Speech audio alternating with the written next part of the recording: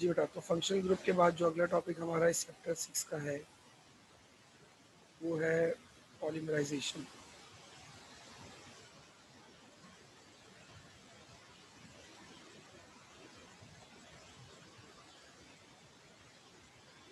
Topic है हमारे पास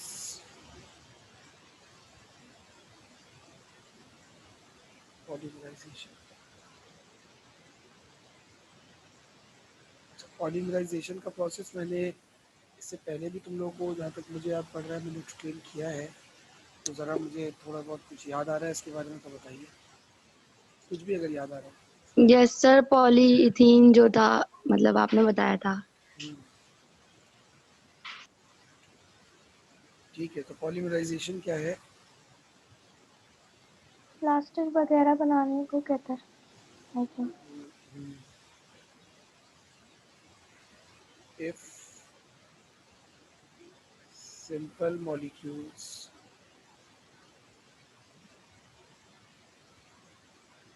combines to form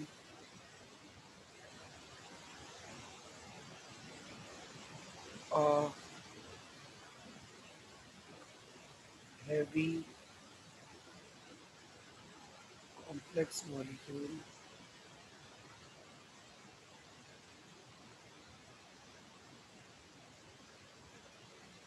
under suitable conditions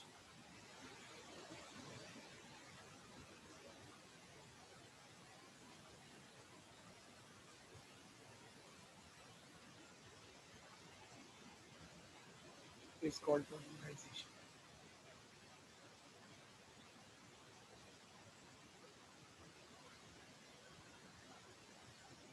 ठीक है।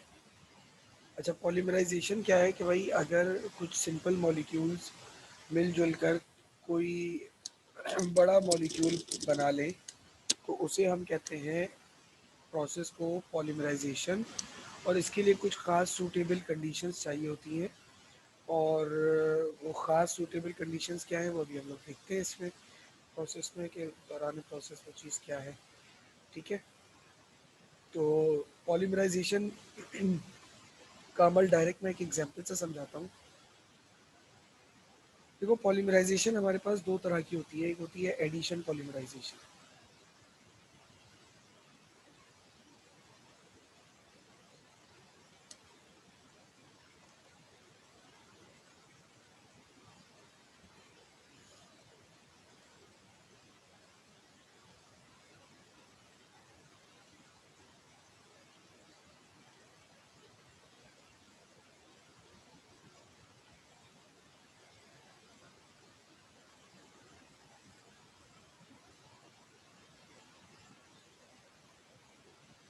एडिशन पॉलीमराइजेशन क्या है?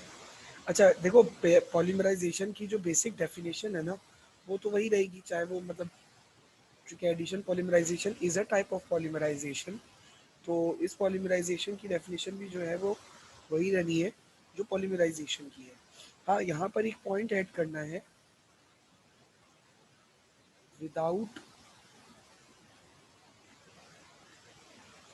बल्कि इसको ऐसे नहीं लिख लेते, थोड़ा तरतीब से लिख लेते,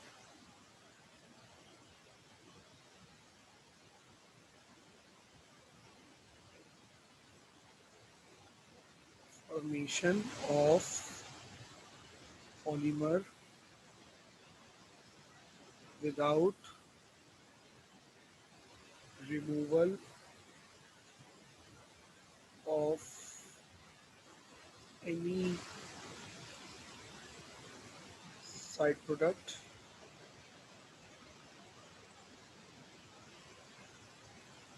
और बाय प्रोडक्ट।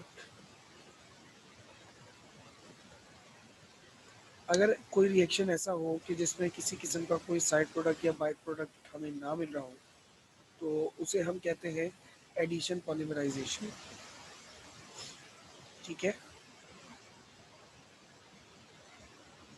Ji sir. देखो इसकी एग्जांपल आपको देते हैं।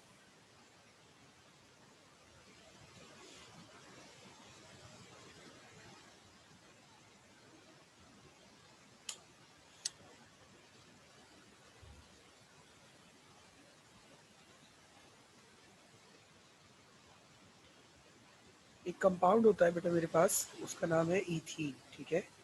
उसका फॉर्मूला होता है C2H4। तो मैं उसको एक नए अंदाज से आपके सामने लिख रहा हूँ, CH2 double bond with CH2।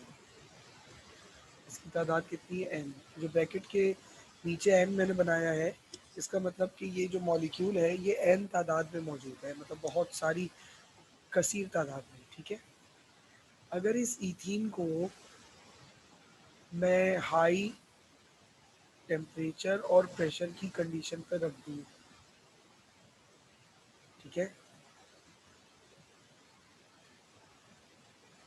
मैं अगर इसे हाई टेम्परेचर और प्रेशर की कंडीशन पर रख दूँ in the absence of oxygen, oxygen की गैर मौजूदगी में, तो फिर क्या होता है, फिर ये मॉलिक्यूल कुछ इस तरीके का बन जाता है।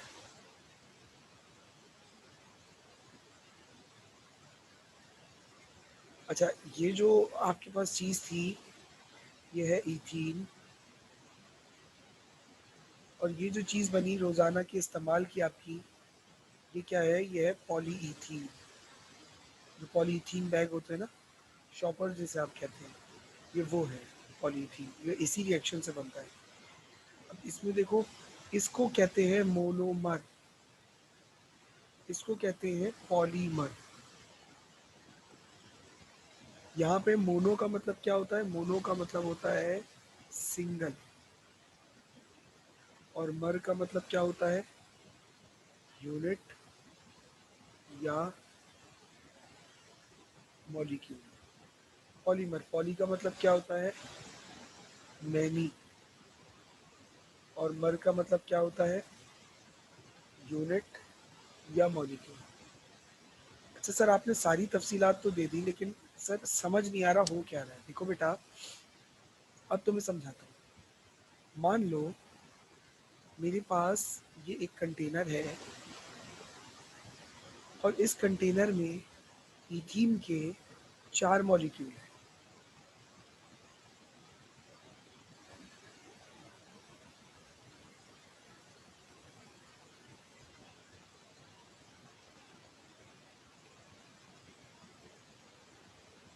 ठीक है। मान लो इथीन के 4 मॉलिक्यूल।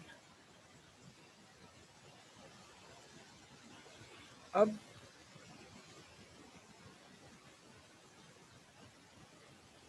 क्या हुआ कि मैंने इस कंटेनर पर ये वाली कंडीशन अप्लाई की, high temperature pressure absence of oxygen. अच्छा, ऑक्सीजन की एब्सेंस ये मैं तुम लोगों को शायद पहले भी बता चुका हूँ कि क्यों होगी, क्योंकि अगर ऑक्सीजन होगी तो ये कंपाउंड जल जाएगा। ऑर्गेनिक कंपाउंड कोई सा भी हो, जलता ज़रूर है, ये बात मेरी याद रखना, ठीक है। 4 मॉलिक्यूल्स हैं, सही है। मैंने इसके ऊपर हाई टेम्परेचर और प्रेशर की कंडीशन लगाई, तो हाई टेम्परेचर और प्रेशर की कंडीशन लगाने पर ये जो 4 मॉलिक्यूल्स हैं, ये 4 मॉलिक्यूल्स अपनी अपनी, अच्छा ये 4 मॉलिक्यूल में से एक मॉलिक्यूल के साथ क्या हुआ, एक मॉलिक्यूल इन दोनों में से, इन चारों में से, इस कंडीशन की वजह से उसमें जो 2 बॉन्ड थे ना बीच के, उन 2 में से एक बॉन्ड टूट के आगे लग गया। एक बॉन्ड टूटा दोनों में से,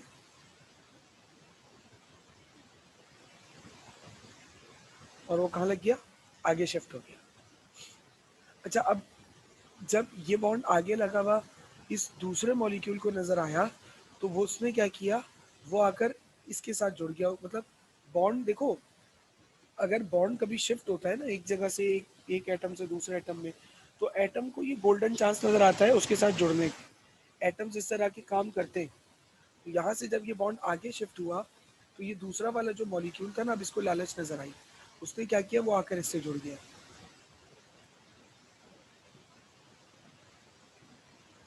अब प्रॉब्लम क्या है, देखो कार्बन ना मैक्सिमम 4 बॉन्ड बनाता है।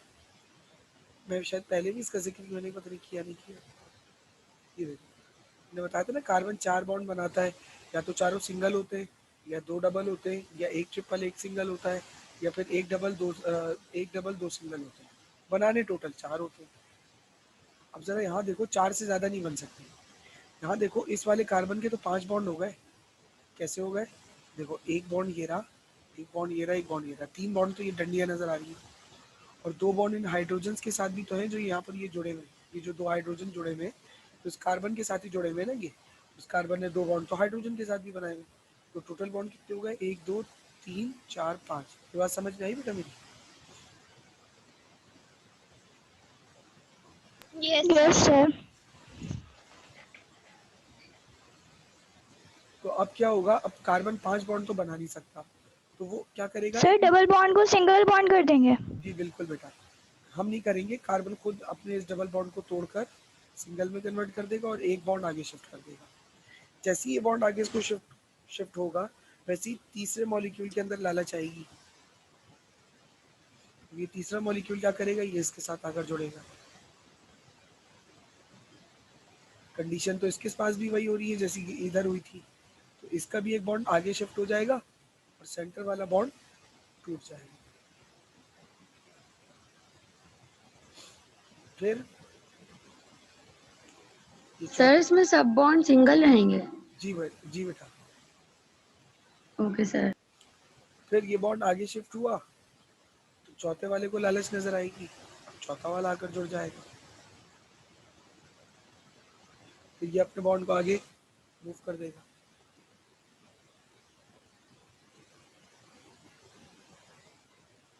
ठीक है, तो तुम लोग देख रहे हो, जब मैंने पॉलीथीन बनाया तो मैंने CH2 के बाद ये जो ब्रैकेट लगा के बॉन्ड आगे शो किए, इसका क्या मतलब है कि ये जो CH2 बॉन्ड विद CH2 है ना, ये यूनिट बार बार बार बार बार बार रिपीट होता रहेगा। देखो बार बार रिपीट हो रहा है, एक मरतबा हो गया, 2 मरतबा हो गया, 3 मरतबा हो गया, 4 मरतबा, आगे भी जितनी मरतबा स्ट्रक्चर जैसे लिखोगे वैसे ही उतनी मरतबा रिपीट होता चला जाएगा। समझ में आई बात? Yes sir. इस प्रोसेस को, इस अमल को कहते हैं पॉलीमराइजेशन, और ये एडिशन पॉलीमराइजेशन की एग्जांपल थी जिसमें कोई साइड प्रोडक्ट या बाय प्रोडक्ट नहीं निकलता। ठीक है, इसी तरीके से सिर्फ यही नहीं होता, और भी एग्जांपल हो सकती हैं, जैसे कि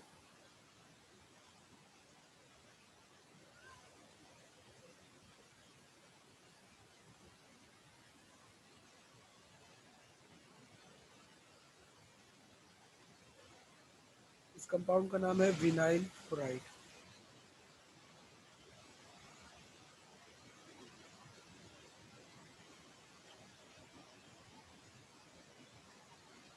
हाई टेम्परेचर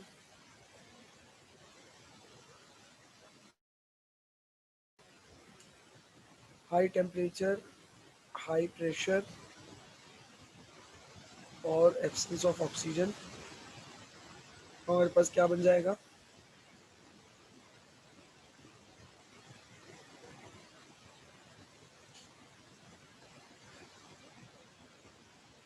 ये क्या है, ये है पॉलीविनाइल क्लोराइड, PVC जिसे आप कहते हैं। आमतौर पर हमारे घरों में जो पाइप्स वगैरह लगे हुए होते हैं ना, प्लास्टिक के पाइप्स, वो इसी प्लास्टिक के बने होते हैं, PVC के। इस तरह की और भी बहुत सारी एग्जांपल्स हो सकती हैं जिसमें कोई बाय प्रोडक्ट मूव ना करे, रिमूव ना हो, और हमारे पास पॉलीमराइजेशन का अमल भी हो जाए। ठीक है ना? Yes sir. अब आ जाते हैं बेटा दूसरी टाइप पर पॉलीमराइजेशन की।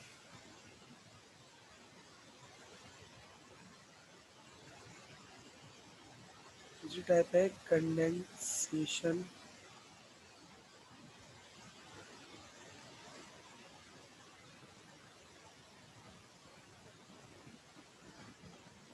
Polymerisation.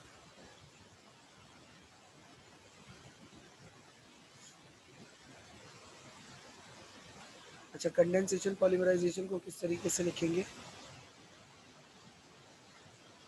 Formation of polymer with removal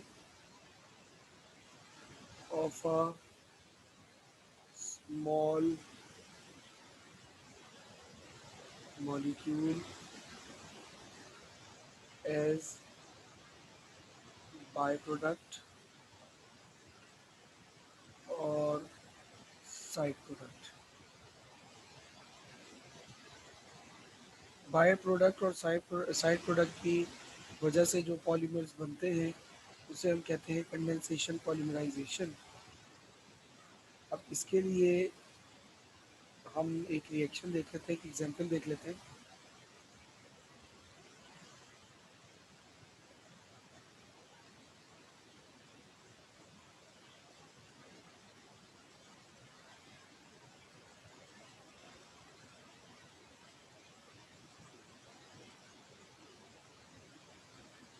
अच्छा, इसके लिए मैं रिएक्शन करा रहा हूँ फिनोल का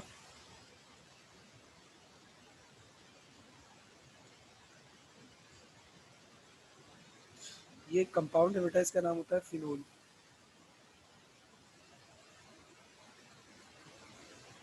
और रिएक्शन करवा रहा हूँ फॉर्मल्डिहाइड का। इस कंपाउंड का नाम होता है फॉर्मल्डिहाइड। अच्छा, पहले तो यहाँ पर ये जो फिनोल है इसको ज़रा सा समझा दूँ। देखो, ऑर्गेनिक कंपाउंड्स में ना कार्बन की लंबी लंबी चेन बन रही होती है। जैसे कि मैं एक एग्जांपल देता हूँ।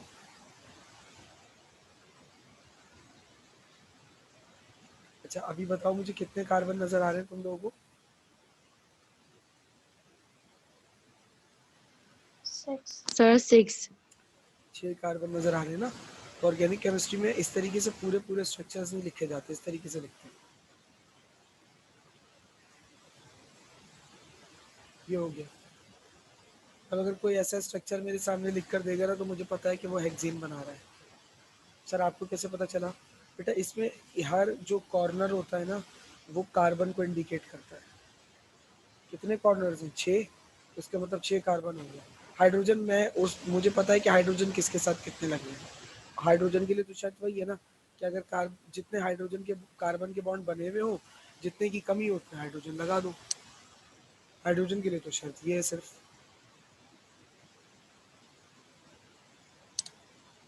समझ गया बेटा? तो अब ये जो तुम्हारे सामने ये जो फिनोल बना है इसका मतलब क्या होगा? सर इसका मतलब तो ऐसा होगा कि एक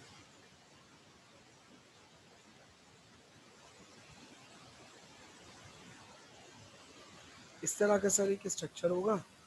इसमें यहाँ बीच बीच में सर डबल बॉन्ड होंगे। यहाँ पर OH लगा हुआ होगा। ये होगा सर, तभी तो ऐसा करके शेप बनेगा इसका हेक्सागोनल। हर कॉर्नर का मतलब कार्बन है, याद रखना। और यहाँ यहाँ डबल बॉन्ड है तो वहाँ 2 लाइन बना दो। यहाँ पर OH लगा हुआ है तो अलग से OH लगा दो। समझ गया बेटा? फॉर्मल्डिहाइड तो phenol, sorry. Yes, sir.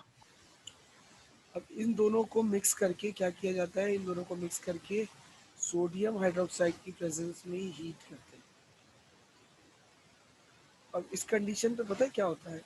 Phenol के ना 2 मॉलिक्यूल्स आते हैं। ठीक है, मैं यहाँ लिखता हूँ।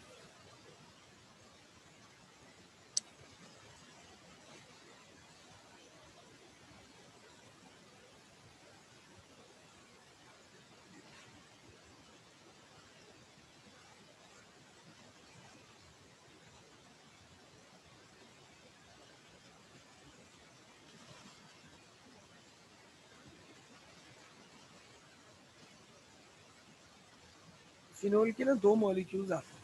2 मॉलिक्यूल्स आ गए फिनोल के। अच्छा, इस वाले कार्बन के साथ भी H है, इस वाले कार्बन के साथ भी एक H है, इधर भी एक H है, क्योंकि एक से ज्यादा की जगह नहीं है। अब पता है होता क्या है? यहाँ पर फॉर्मल्डिहाइड बीच में,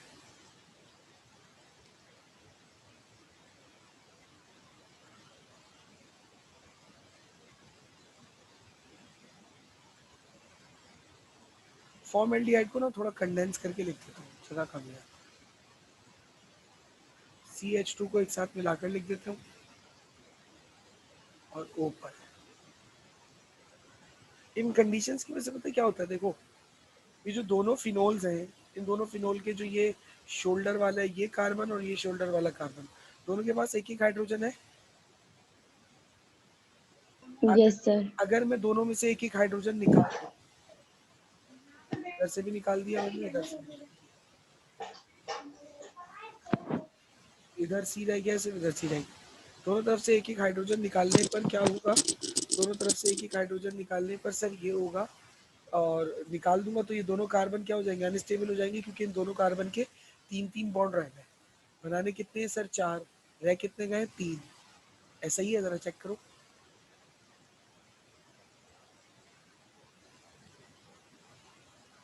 देखो बेटा,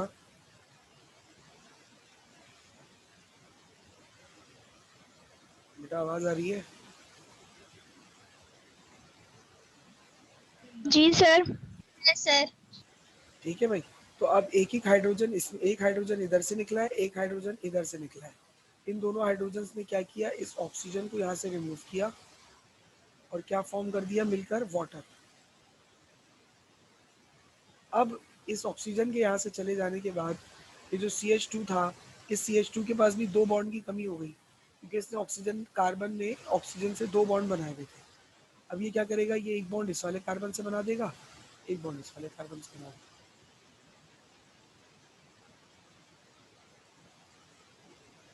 ये इस तरीके से बड़े बड़े बड़े बड़े यूनिट्स फॉर्म हो जाएंगे, और ये हमारे पास फॉर्म हो जाएगा पेकेलाइट। प्लास्टिक का नाम क्या है, पेकेलाइट नाम है। और ये बेटा हमारे घरों में कॉमनली यूज़ होता है, स्विच बोर्ड्स में, जो हमारा क्लास का वाइट बोर्ड होता है ना, वाइट बोर्ड बनाने में इसी का इस्तेमाल होता है, और स्विच बोर्ड्स वगैरह में भी इसी को इस्तेमाल करते हैं बनाने के लिए। ठीक है बेटा? जी सर। चलिए, मैं ये रेस कर रहा हूँ।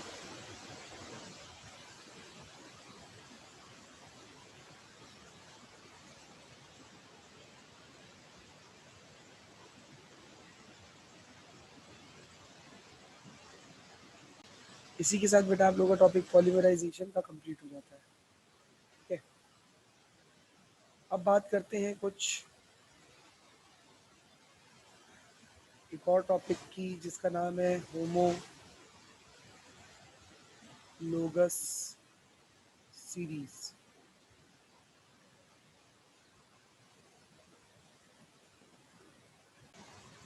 होमोलोगस सीरीज आपने देखा होगा बेटा, मैं, आप मुझे हज़ारों की तादाद में फार्मूलाज बता दें, फैमिलीज बता दें, मैं उनके जो है ना फार्मूलाज लिखता चला जाता हूँ। एक एक हज़ार भी फार्मूला आप बोलेंगे ना तो मैं लिख लूँगा। तो आप भी, ये कोई मुश्किल बात नहीं है, आज के बाद से आप भी ऐसा कर सकेंगे। होमो का मतलब होता है सेम, और लोगस का मतलब होता है प्रॉपर्टीज। यानी कि होमोलोगस सीरीज क्या हो जाएगा, a series of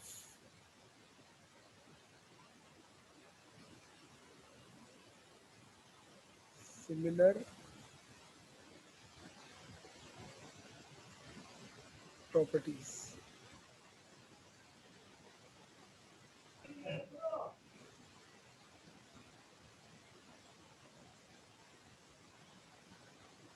A series of similar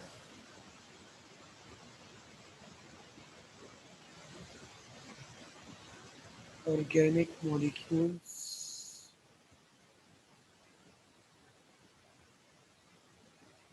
which may be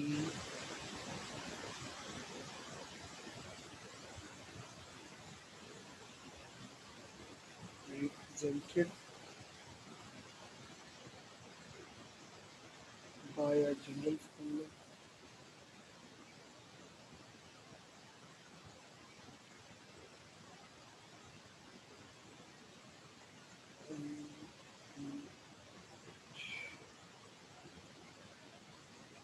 will be next.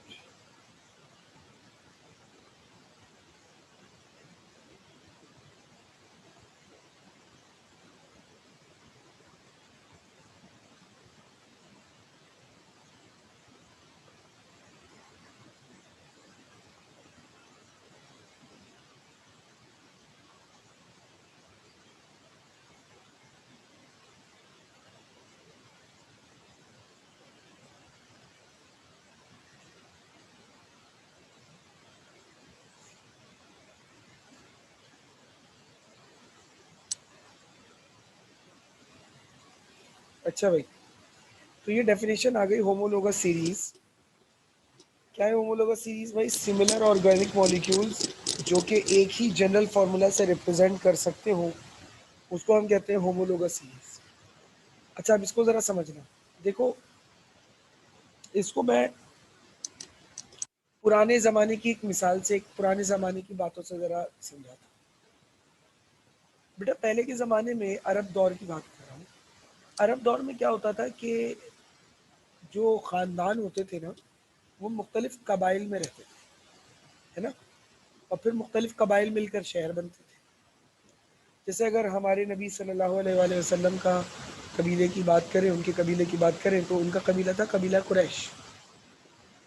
लेकिन ऐसा नहीं है कि कबीला कुरैश में सिर्फ रसूल अल्लाह सल्लल्लाहु अलैहि वसल्लम का ही घराना था। रसूल अल्लाह का जो ख़ानदान था, वो ख़ानदान बनु हाशिम था। लेकिन कबीला कुरैश में कई और ख़ानदान भी तो थे। मुझे नाम नहीं पता सबके या बहुत सौ के। एक नाम बड़ा कॉमन जो ख़ानदान बनु हाशिम के पैरेलल रहा, उनका हमेशा दुश्मन रहा, ख़ानदान बनु उमैया।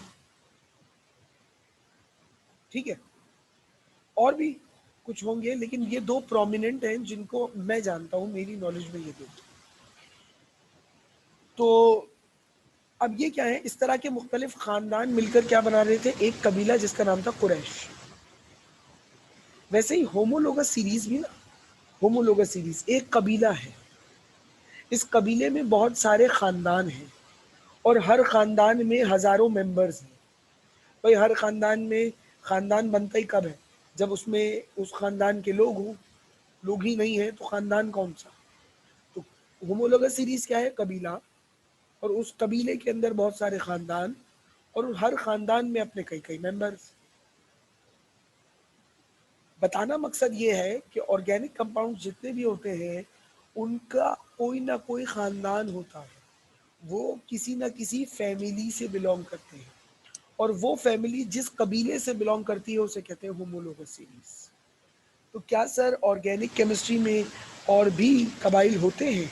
तो मेरा जवाब होगा हाँ, होते हैं। फिलहाल अभी आप होमोलोगस सीरीज पढ़ लीजिए।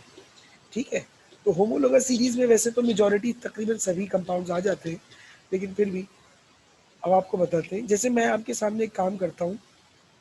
अच्छा, ये बताओ, होमोलोगस सीरीज समझ में आया तुम लोगों को? Yes sir. ठीक है। अच्छा भैया, अब आप लोग यहाँ ज़रा देखें, ध्यान दें। तो मैंने होमोलोगस सीरीज में, जो कि एक कबीला है और इसके अंदर ऑर्गेनिक कंपाउंड की एक कसीर तादाद मौजूद है, तो इस कबीले में मौजूद 4 फैमिलीज़ के नामों का यहाँ पे ज़िक्र किया और उनके फार्मूलाज लिखे। पहला कौन है? अल्केन, दूसरा है अल्कीन, तीसरा अल्काइन और चौथा अल्कोहल। अच्छा, सारी फैमिलीज़ के नीचे देखना मैंने क्या लिखा है। मैंने सबके जनरल फार्मूलाज लिखे। ठीक है, सारी फैमिलीज़ के नीचे मैंने सबके जनरल फार्मूलाज लिखे हैं, और हर फैमिली के शुरू के 10-10 कार्बन फैमिली मतलब फार्मूलाज लिख दिए। इनके शुरू के 10-10 मेंबर लिख दिए मिसाल के तौर पर। ये कौन सी फैमिली है भाई? ये सर अल्केन फैमिली है, ये अल्कीन फैमिली है, ये अल्काइन फैमिली है, ये अल्कोहल फैमिली है। अच्छा, याद रखना, होमोलोगस सीरीज क्या कह रही है कि जनरल फार्मूला से रिप्रेजेंट कर सकते हो और एक मेंबर से दूसरे मेंबर के दरमियान CH2 यूनिट का फर्क हो। अच्छा, अब देखो, हर फैमिली का एक जनरल फार्मूला है। इस जनरल फार्मूला की मदद से अगर तुम इस फैमिली का मुझे कोई लाखवां मेंबर भी बोलोगे ना फार्मूला लिखने के लिए, तो मैं आसानी से लिख सकता हूँ। चलो, 10 के आगे का कोई एक मेंबर बताओ अल्केन फैमिली का, हम उसका फार्मूला लिखते हैं।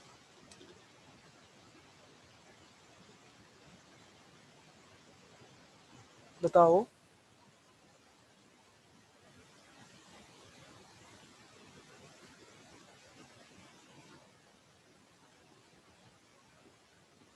क्या आवाज आ रही है? जी सर। बेटा, कोई कोई मेंबर बताओ इन इन फैमिलीज में से। ये शुरू के 10-10 तो मैंने लिखे हुए हैं, 10 के आगे की गिनती नहीं आती क्या तुम लोगों को? कितना सोच रहे हो?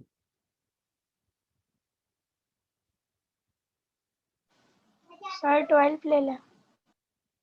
चलो 12 अल्केन में 12 लेंगे, तो अल्केन में 12 लेने का मतलब है एन आ जाएगा 12, ठीक है। तो फॉर्मूला क्या होता है, CnH2n+2, ये फॉर्मूला होता है। सी की जगह पे एन की जगह पे क्या आ जाएगा, 12, 2n, 2 मल्टीप्लाई बाय एन क्या है 12+2, 12, 2 इंटू 12 कितना हो गया 24+2, ये हो गया C12H26।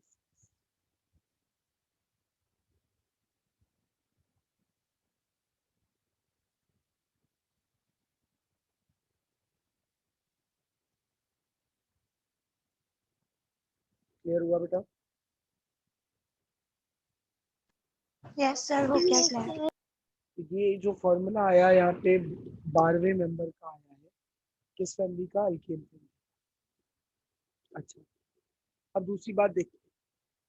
सर ये 10 फॉर्मूलाज तो आपको मतलब मुतवातिर याद है, तो मेरा जवाब होगा जी बेटा, मुझे 10 फॉर्मूलाज मुतवातिर याद है। ये 10 फॉर्मूलाज भी आपको याद है, ये भी। और इसके आगे अगर आपको बोला जाए 10 के आगे 1000 तक फॉर्मूला लिखना, तो क्या आप जनरल फॉर्मूला का इस्तेमाल करेंगे या ऐसे ही लिखते चले जाएंगे? तो मेरा जवाब होगा कि मैं ऐसे ही लिखता चला जाऊंगा। जी बेटा, तो हमारी बात ये हो रही थी कि अगर सर आपको बोला जाए 1000 फार्मूलाज ऐसी सीरीज़ में लिखते चले जाएं, तो क्या आप जनरल फार्मूला का इस्तेमाल करेंगे? तो मेरा जवाब होगा कि नहीं बेटा, मुझे ज़रूरत नहीं है जनरल फार्मूला का इस्तेमाल करने की। सर आप क्यों नहीं करेंगे जनरल फार्मूला का इस्तेमाल? तो बेटा मैं इसलिए नहीं करूँगा क्योंकि मुझे एक और ट्रिक भी पता है होमोलोगस सीरीज़ की। वो ट्रिक क्या है कि होमोलोगस सीरीज में एक मेंबर के बाद दूसरे मेंबर तक जाने में ना CH2 का फर्क होता है हमेशा। देखो यह CH4 पहला मेंबर है, अब मुझे दूसरा मेंबर चाहिए, इसमें मैं CH2 प्लस करूंगा ना, दूसरा आ जाएगा, कार्बन कार्बन C2 हो गया, 4 और 2 6 हाइड्रोजन होगा। ये देखो, मुझे तीसरा चाहिए, मैं इसमें CH2 प्लस कर दूंगा, carbon plus carbon C3, H6+2 8।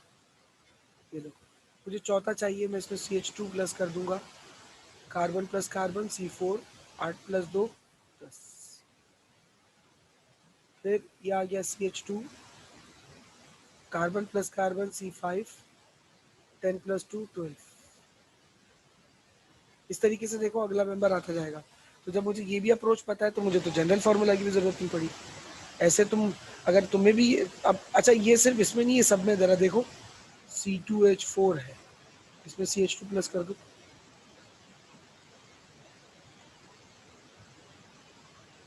2+1 3, 4+2 6। देखो आ गया। इसमें देखो C2H2 है, प्लस में क्या कर रहा हूँ CH2, 2+1 C3, 2+2,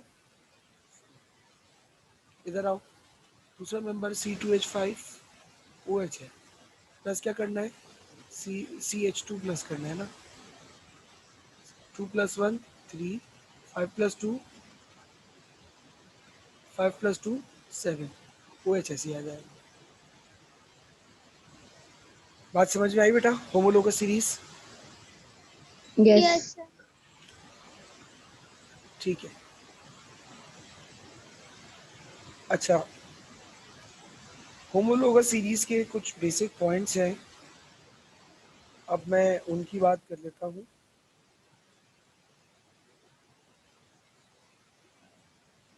अच्छा, ये पॉइंट्स इसलिए ज़रूरी हैं क्योंकि इन पॉइंट्स का इस्तेमाल हम आगे मतलब मुख्तलिफ टॉपिक्स में हम कर जाते हैं अक्सर व बेशतर।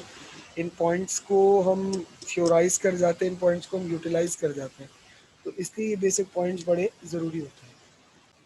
अच्छा जी, अब ये हमारे पास मैंने कुछ पॉइंट्स लिखे हैं, और ये पॉइंट्स होमोलोगस सीरीज़ के हवाले से बहुत ही ज़्यादा, या मेरे ख्याल से बल्कि ये कह लें कि सबसे ज़्यादा इम्पोर्टेंट पॉइंट्स हैं। बात गलत नहीं होगी, क्योंकि इनके हवाले से ये बातें, MCQs, रीजंस आगे पीछे आ सकता है, या ये कह लें कि आ जाता है, दोनों बातें गलत नहीं होंगी। ठीक है।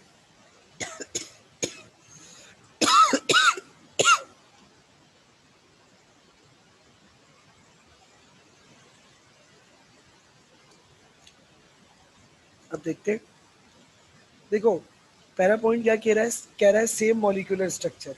इसका मतलब कहने का ये है कि जैसे अल्केन फैमिली की बात करूं तो अल्केन फैमिली में मीथेन का स्ट्रक्चर होता है टेट्राहेड्रल, sp3 हाइब्रिडाइजेशन होती है और टेट्राहेड्रल स्ट्रक्चर होता है। तो इसका मतलब ये होगा कि अल्केन जितने भी हैं, सिर्फ मीथेन नहीं, अल्केन जितने भी हैं सबके सब टेट्राहेड्रल ही होंगे। इसी तरीके से अल्कीन की अगर बात करें तो ये sp2 हाइब्रिडाइजेशन है और sp2 हाइब्रिडाइजेशन ये है, तो sp2 हाइब्रिडाइजेशन में ट्राइगोनल शेप होता है। ठीक है, कौन सा शेप होता है? ट्राइगोनल शेप होता है। तो सिर्फ पहला मेंबर इथीन ही ट्राइगोनल नहीं होगा, बल्कि इस फैमिली में जितने भी कंपाउंड्स होंगे सबका शेप कैसा होगा? ट्राइगोनल होगा। तो ये जो मॉलिक्यूलर स्ट्रक्चर की बात कर रहे हैं तो इसका मतलब है कि मॉलिक्यूल का शेप, मॉलिक्यूल के बॉन्ड लेंथ, मॉलिक्यूल की बॉन्ड एंगल्स, ये सारे के सारे पूरी पूरी फैमिलीज के इक्वल होंगे, एक जैसे होंगे। ये बात समझ में आ गई?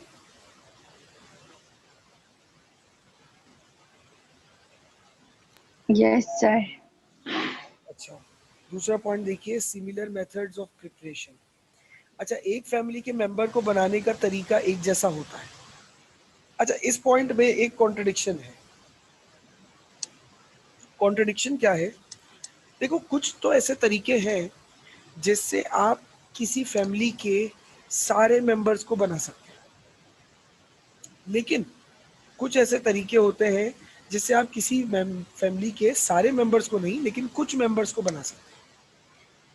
तो यहाँ पर आप ये मत समझिएगा कि यार 10 मेंबर्स तो इस वाले तरीके से बन रहे थे, 11वां नहीं बन रहा, तो फिर ये इसका मतलब सर ने पॉइंट गलत लिखवा है। नहीं, मैं कुछ की बात कर रहा हूँ। कुछ ऐसे तरीके होते हैं जिससे आप एक फैमिली के लाख मेंबर भी चाहे तो बना सकते हैं, लेकिन कुछ ऐसे मेंबर होते हैं जिससे आप जिसको बनाने के कुछ खास तरीके होते हैं, जैसे उस वो तो खास तरीके शायद कोई एक वाहिद एक ऐसा फैमिली मेंबर हो जिसको बनाने के लिए इस्तेमाल होता हो, या कोई ऐसा खास तरीका जो उस फैमिली के 10-12 कंपाउंड्स को बनाने के लिए इस्तेमाल होता हो, बाकियों को ना होता हो।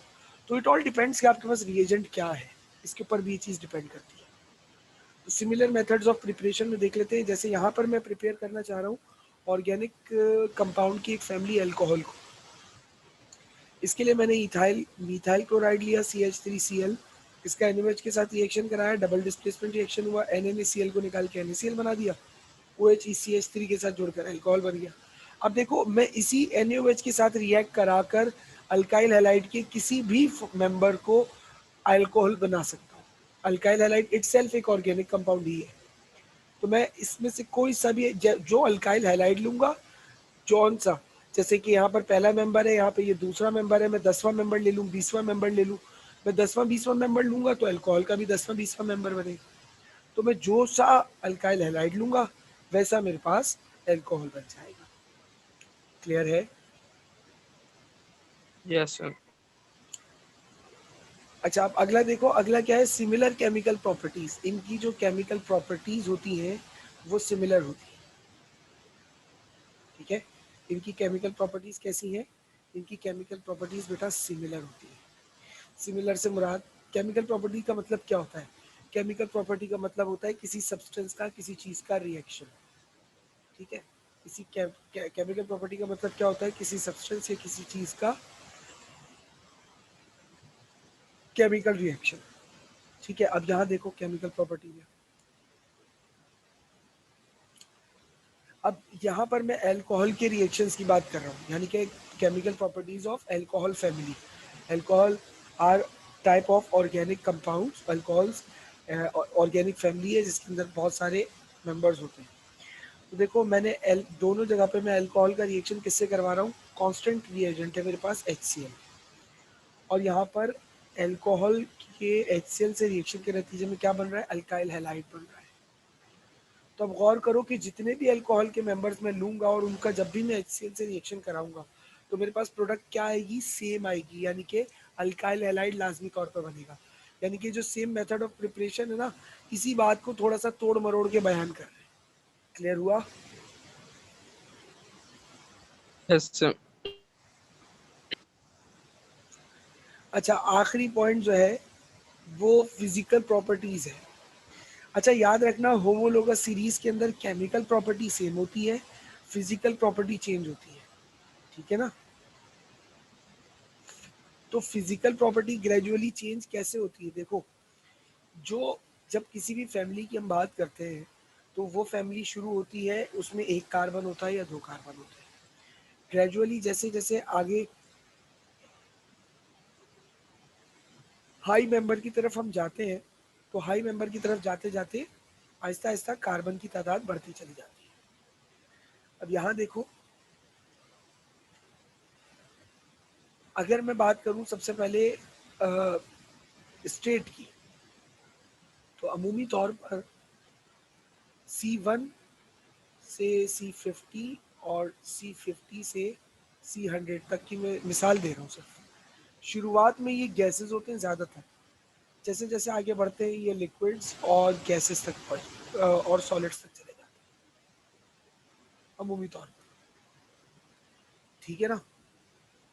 अच्छा, गैस की डेंसिटी कम होती है, सॉलिड की डेंसिटी ज़्यादा होती है। तो डाउन द, जैसे अब ये चीज़ अगर याद है ना कि शुरुआत में गैस आहिस्ता आहिस्ता बढ़ेंगे, लिक्विड और फिर सॉलिड, तो बाकी सारे को खुद ही याद कर पाओगे। देखो, सॉलिड की डेंसिटी ज़्यादा होती है, गैस की कम होती है, तो जैसे जैसे नीचे आते जाओगे वैसे वैसे डेंसिटी इंक्रीज करेगी। Melting point, boiling point, gas का मेल्टिंग पॉइंट बॉइलिंग पॉइंट कम होता है, सॉलिड का ज़्यादा होता है, तो जैसे जैसे नीचे आते जाओगे मेल्टिंग पॉइंट बॉइलिंग पॉइंट बढ़ता चला जाएगा। सॉलिबिलिटी यहाँ डिक्रीज करती है, गैस की solubility as compare to solid ज़्यादा होती है। यानी कि अगर मैं एक गिलास पानी लूँ तो एक गिलास पानी में मैं NaCl कम डिजोल्व कर पाऊंगा अमाउंट के लिहाज से, और अमोनिया गैस ज़्यादा डिजोल्व कर पाऊंगा अमाउंट के लिहाज से। तो ये है फिजिकल प्रॉपर्टीज। किसी को भी कोई भी सवाल अगर होमोलोगस सीरीज के हवाले से?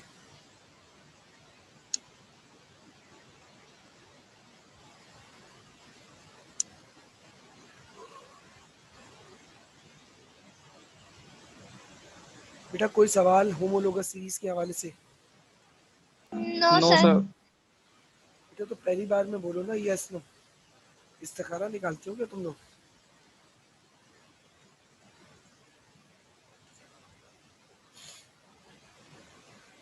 इस चैप्टर का आखिरी और सबसे important topic isomerism.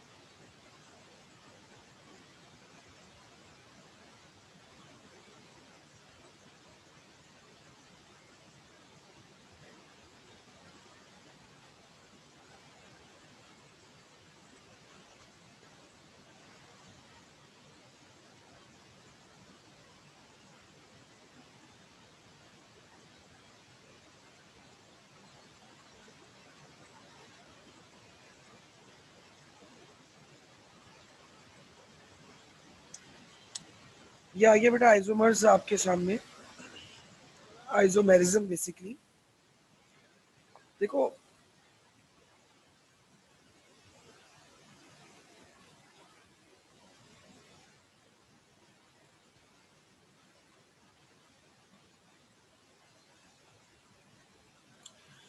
those chemical compounds which have same molecular formula but different arrangements of atom या different structures of atom are known as the isomers, and the phenomena itself is known as the isomerism. और जो phenomena है वो isomerism कहलाता है. मतलब क्या है? देखो, ऐसा मुमकिन है कि बहुत सारी चीज़ों का फॉर्मूला एक जैसा हो, लेकिन उनका स्ट्रक्चर एक दूसरे से अलग हो. और स्ट्रक्चर के अलग होने से सिर्फ ये नहीं है कि सर स्ट्रक्चर के अलग होने से तो कोई फर्क नहीं पड़ेगा, कंपाउंड तो वही रहेगा. तो बेटा ऐसा नहीं है, आपकी सोच सरासर गलत है. स्ट्रक्चर के अलग होने से बहुत बड़ा और गहरा फर्क पड़ता है. स्ट्रक्चर अगर अलग होगा तो कंपाउंड भी अलग ही होगा. इसे मिसाल देता हूँ, बल्कि मिसाल देने की भी क्या जरूरत है, मिसाल तो तुम्हारे सामने मौजूद भी है. ये रिफॉर्मिंग का टॉपिक पढ़ा था, अब जरा देखो. Yes sir. इस रिफॉर्मिंग के टॉपिक में क्या था? इन दोनों का फॉर्मूला, इसका भी और इसका भी C8H18 है, दोनों का. 1 2 3 4 5 6 7 8 8 कार्बन, 3 2 5 2 7 2 9 2 11 2 13 2 15 और ये 2 लिखा हुआ, ये 3 है. 15 3 18. इसको देखो, 3 6 9 12 15 16 17 और 1 18 हाइड्रोजन. तो फॉर्मूला तो दोनों का सेम है, लेकिन फर्क कहाँ है? स्ट्रक्चर में. और बेटा इसका नाम था ऑक्टेन, इसका नाम भी अलग है. देखो 2,2,4 ट्राइमिथाइल पेंटेन. तो नाम अलग होने की वजह से हम ये कह सकते हैं ना कि ये दोनों कंपाउंड्स एक दूसरे से अलग हैं.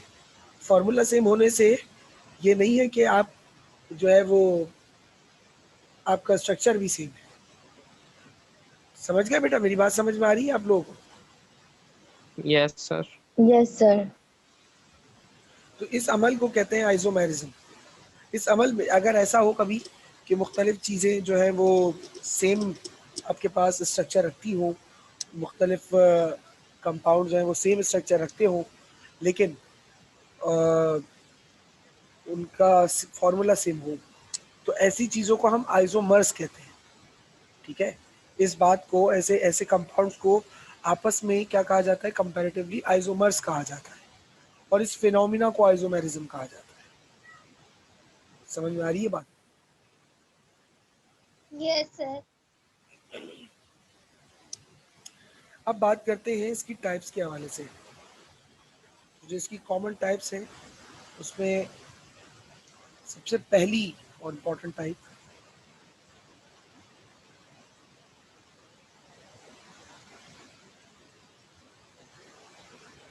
चेन और न्यूक्लियर आइसोमर्स. अच्छा, मैं सबकी डेफिनेशन यहाँ पर लिखूंगा, लेकिन पॉइंट्स में देखो. आइसोमर का लफ्ज आया तो शर्त क्या है? Same molecular formula.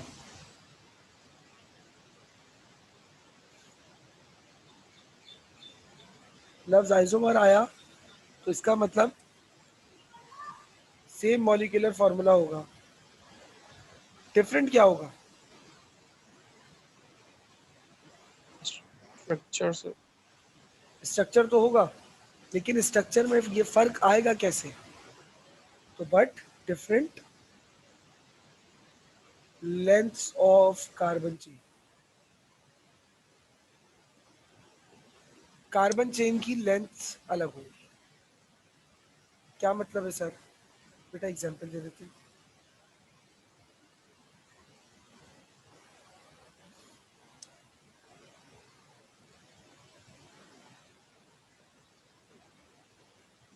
CH3 CH2 CH2 CH3, ये आपके पास C4H10, इसका नाम है ब्यूटी.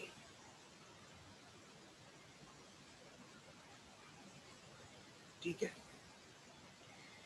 अच्छा, अब इसी स्ट्रक्चर को मैं एक नई शक्ल दे.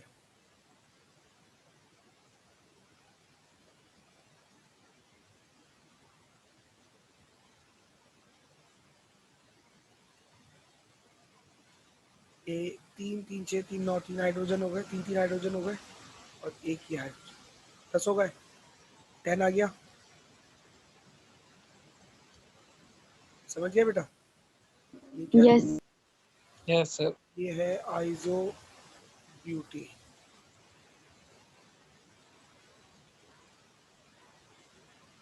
इसका नाम है आइसोब्यूटेन और इसका असली जो शनाख्ती कार्ड वाला नाम है वो है 2 मीथाइल प्रोपीन।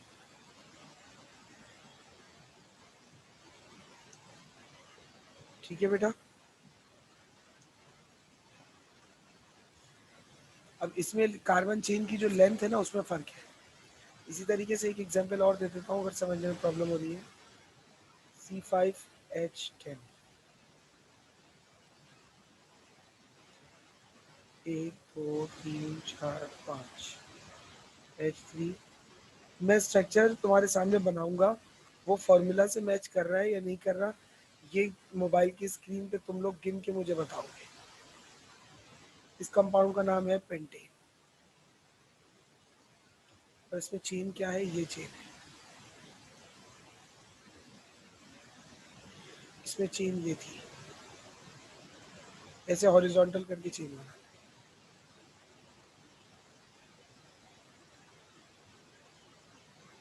फिर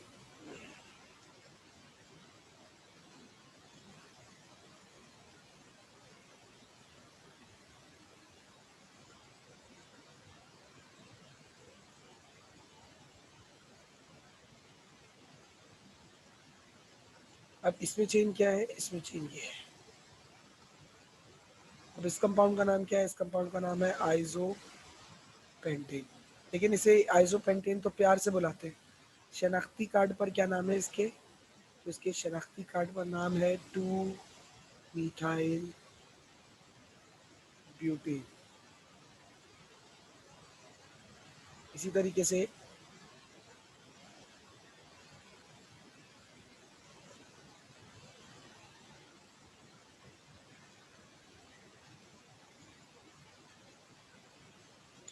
H10 लिख दिया मैंने।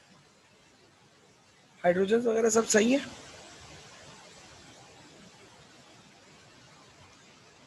बताओ।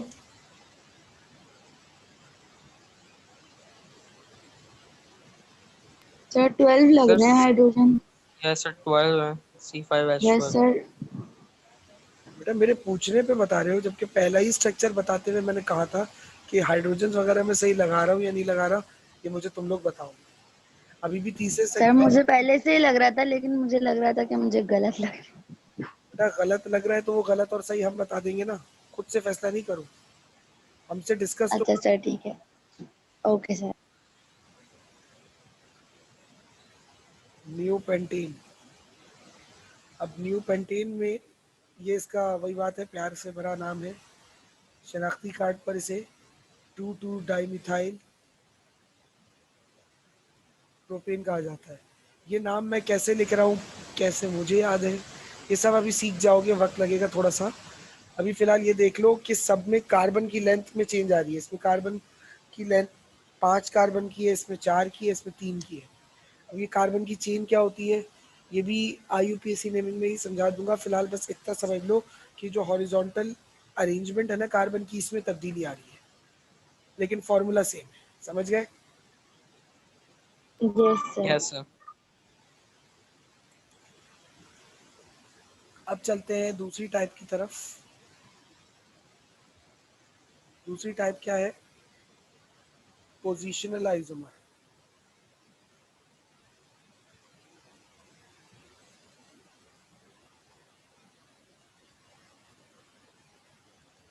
पोजिशनल आइसोमर कैसे होते हैं भाई? एक बात तो सेम रहेगी क्या? Same molecular formula. Molecular formula तो सब में सेम रहेगा, आइसोमर का लफ्ज आ गया तो। दूसरी बात, सेम फंक्शनल ग्रुप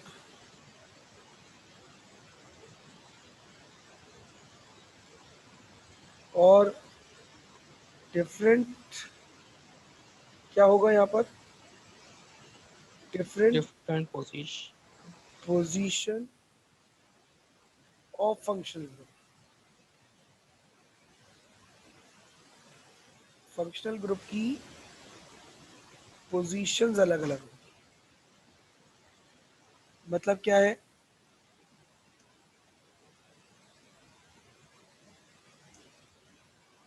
अब देखो इसकी एग्जांपल दे देता हूँ।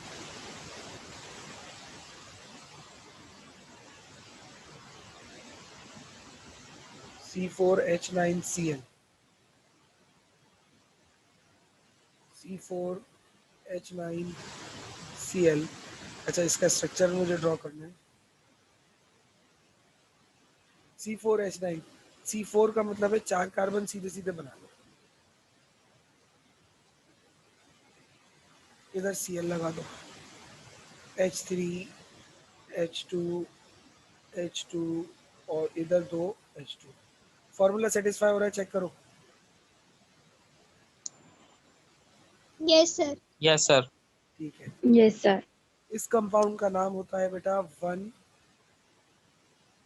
Chloro butene. ठीक है। अब इसी का ही एक आइसोमर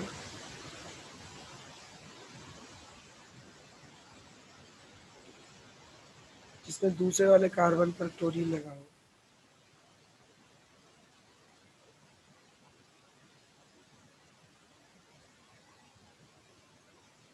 अब देखो फॉर्मूला सेटिस्फाई हो रहा है। 1 2 3 4 कार्बन है, 3 3 6 2 7, 3 3 6 2 8 और एक 9 हाइड्रोजन है और क्लोरीन लगा हुआ है। Yes sir. 2 chloro butene.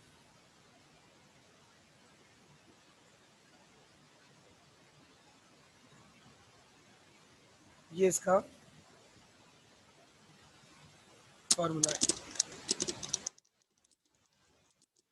ठीक है। और ये इसका नाम है। अब देखो ये दोनों कंपाउंड एक ही फैमिली से बिलोंग करते हैं, लेकिन फिर भी क्लोरीन की अलग अलग पोजीशन की वजह से भी इनकी प्रॉपर्टीज में चेंजेस आ जाते हैं। और जब प्रॉपर्टीज में चेंजेस आ गए तो इसका मतलब कंपाउंड बदल गया ना बेटा। क्या ख्याल है? Yes, sir. इसे कहते हैं फंक्शनल ग्रुप। अच्छा, फंक्शनल ग्रुप सिर्फ यही नहीं होता। C4H8 एक और मैं तुम्हारे सामने रखता हूँ।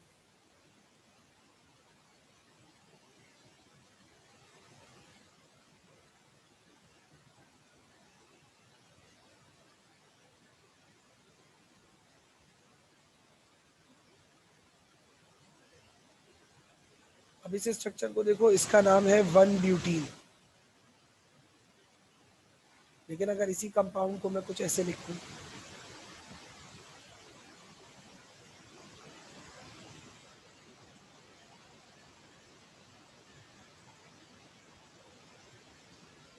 तो अब ये हो जाएगा 2 ब्यूटीन। फॉर्मूला दोनों का सेम रहेगा, लेकिन ये हो जाएगा 2 ब्यूटीन।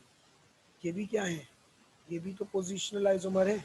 अब आपके जहन में एक सवाल आएगा, सर मसला ये है कि ये फंक्शनल ग्रुप तो इसमें लगा हुआ ही नहीं है। फंक्शनल ग्रुप तो आपने बताया था कोई एटम या ग्रुप होता है एटम का, इसमें तो पोजिशनल आइसोमर में सर फंक्शनल ग्रुप ही नहीं है।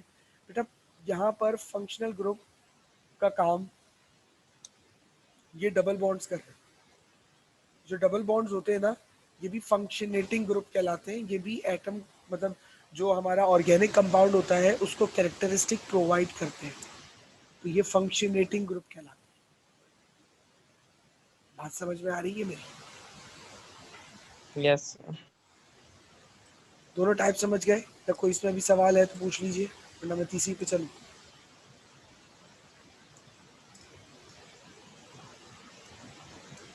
बोलिए बेटा। No no sir. सर। आ गया। ठीक है। तीसरा है हमारे पास फंक्शनल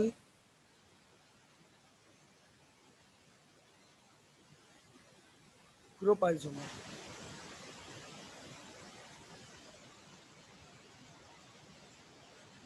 इसमें क्या है? पहली बात, चूंकि आइसोमर का लफ्ज आ गया तो पहली बात तो कांस्टेंट है। मॉलिक्यूलर फार्मूला कांस्टेंट होना चाहिए।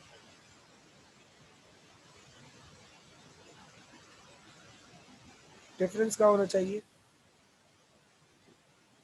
Function functional group, functional group अलग अलग हो जाना चाहिए।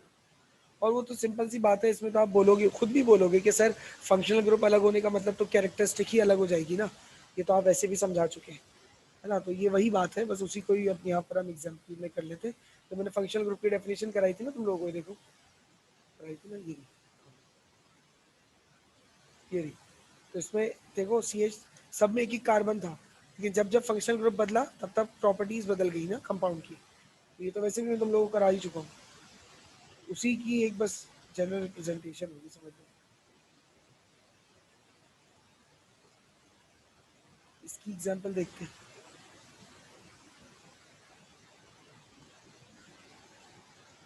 कंपाउंड है C2H6O, इसका एक स्ट्रक्चर तो होता है CH3CH2OH। ये कौन सी फैमिली है बेटा? ये अल्कोहल फैमिली है, अल्कोहल फैमिली का दूसरा मेंबर है। इसका एक और स्ट्रक्चर कंटेम्प्रेरी क्या हो सकता है? CH3OCH3। ये भी ऑर्गेनिक कंपाउंड की एक फैमिली होती है बेटा, इसका नाम होता है ईथर। अब क्या हुए दोनों, ये अगेन देखो आइसोमर है, क्योंकि दोनों का फॉर्मूला सेम है। फर्क कहाँ आ रहा है? फर्क आ रहा है दोनों के स्ट्रक्चर्स में। क्लियर हो रही है मेरी बात? Yes sir. इसी तरीके से अभी C4H8 की बात हुई,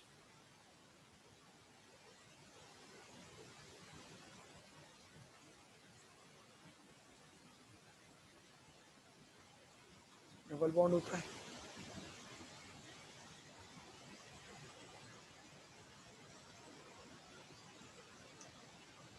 ये है अल्कीन फैमिली का मेंबर। अब इसी का ये कंटेम्प्रेरी सेम फॉर्मूला वाला, बट बिल्कुल ही अलग इससे, ये है, ये होता है साइक्लोअल्कीन का मेंबर। दोनों की कैरेक्टरिस्टिक में अगेन चेंज आ गया, क्या बन गए दोनों एक दूसरे के आइसोमर। समझ में आई बेटा बात? Functional group isomer. साइक्लोअल्केन में कोई ये डबल बॉन्ड नहीं है।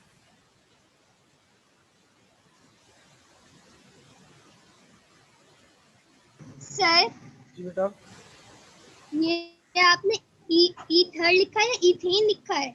ये ईथर है CH, ये क्या होता है? बेटा, ये एक ऑर्गेनिक कंपाउंड है, चैप्टर 9 में आएगा, पढ़ेंगे इसको हम। ठीक है सर। ऑर्गेनिक कंपाउंड की बल्कि फैमिली, ऑर्गेनिक कंपाउंड तो नहीं कहूँगा, फैमिली है ये। मेटामर्स। अच्छा, आइसोमर हमारे पास और टाइप्स की भी हो सकते हैं। हमारे पास तो जो कोर्स में जिक्र है वो सिर्फ इन 4 का है। चौथी और आखिरी टाइप है आइसोमर की, मैं इसी का ही जिक्र कर रहा हूँ, वरना आइसोमर तो और भी आ, हो सकते हैं। अच्छा, मेटामर में क्या है? पहली बात, चूंकि बात आइसोमर की हो रही है तो सेम मॉलिक्यूलर फॉर्मूला होगा।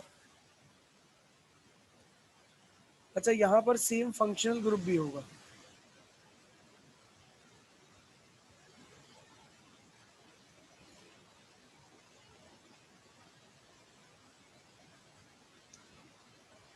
अब डिफरेंट किस चीज में आएगा sir difference? Different alkyl group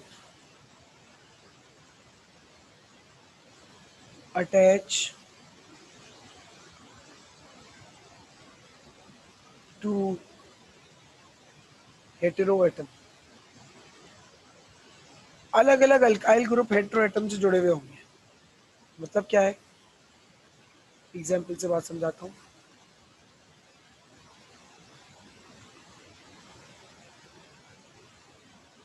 देखो, C4H10O, तो ये C4H10O क्या क्या हो सकता है? CH2O, CH3। इसी तरीके से इसका एक और स्ट्रक्चर ये हो सकता है,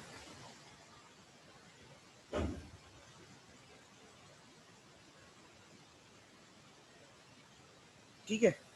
अब जरा अगर इन दोनों को गौर करो तो ये दोनों ही कंपाउंड ईथर फैमिली से बिलोंग कर रहे हैं और दोनों का फॉर्मूला भी सेम है, लेकिन दोनों एक दूसरे के क्या कहलाते हैं, आइसोमर्स। दोनों की प्रॉपर्टीज भी एक दूसरे से अलग होती है। ये कहलाता है जो पहला वाला है, इसे कहते हैं डाई इथाइल ईथर।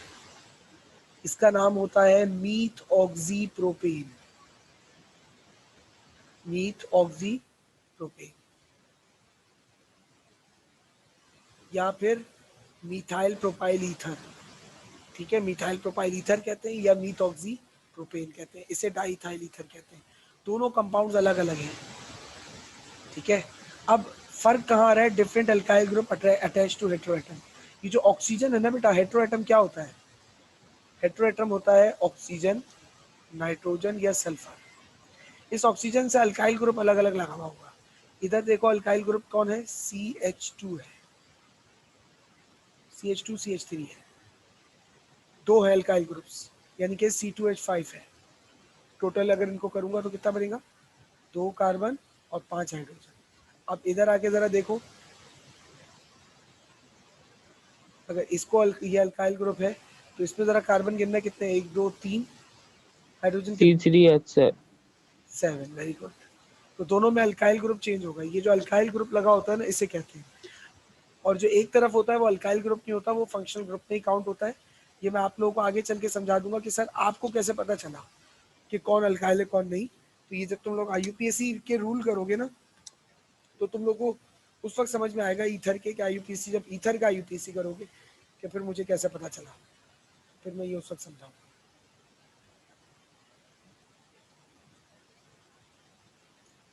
अच्छा जी, C4H11 और N, ये भी एक एग्जाम्पल है, इसको भी देख सकते हैं हम। CH3 CH2 NH CH2 CH3, ये हमारे पास सेकेंडरी अमाइन है।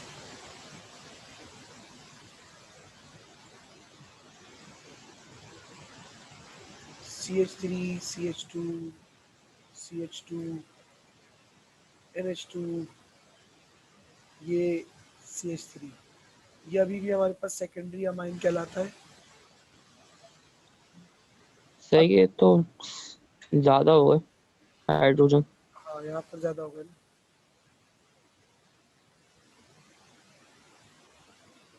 ठीक है, अब यहाँ पर गौर करो तो इधर अल्काइल ग्रुप है ये, और इधर अल्काइल ग्रुप है ये। अगेन वही वाला फिनोमिना, इधर C2H5 है, इधर C3H7 है। फंक्शनल ग्रुप भी सेम है, सब कुछ सेम है, अल्काइल ग्रुप चेंज हो रहा है। इसे कहते हैं मेटामर। क्लियर हो गया बेटा? Yes sir. Yes. कोई सवाल, कोई सवाल बेटा? No No, sir. sir.